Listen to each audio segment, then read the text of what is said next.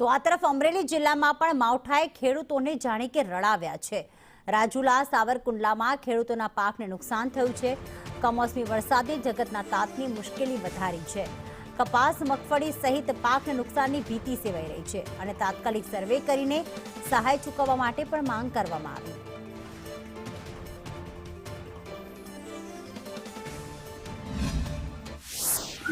અમરેલી જિલ્લાના ખેડૂતોની કમર ભાંગી નાખી છે। સંદેશ ન્યૂઝની ટીમ પહોંચી છે। સૌથી વધારે સાવરકુંડલા અને રાજુલામાં નુકસાન થયું છે। આ સાવરકુંડલાના ખેડૂત છે।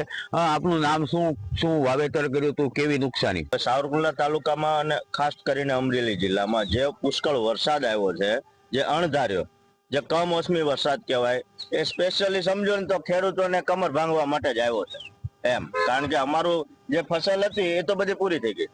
હવે નથી અમારે ઘાસચારો ગાયોને કે ભેંસોને ખાવા માટે વધ્યો, કે નથી સિંગ મગફળી જે અમારા માટે ખાવાની તે નથી હોતી। એટલે એટલું નુકસાન થયું છે કે ભાઈ સરકારને નમ્ર અપીલ, બે હાથ જોડીને, કે ભાઈ અમને નુકસાન જે થયું છે એનું વળતર આપો। કારણ તો ખેતરમાં 10 દી સુધી તો ગરાય એમ નથી અને મગફળી 10 વીઘાની હતી અને આમાં એકેય પાત્રા બધે પાણી લાગી ગયું છે અને એકેય મગફળી આવે એમ નથી હાથમાં અને પાલો બધું ફેલ જ છે ગણો તો। તો શું અપેક્ષા છે? સરકાર આની માટે સહાય આપે ખેડૂતને, બધા ખેડૂતોને।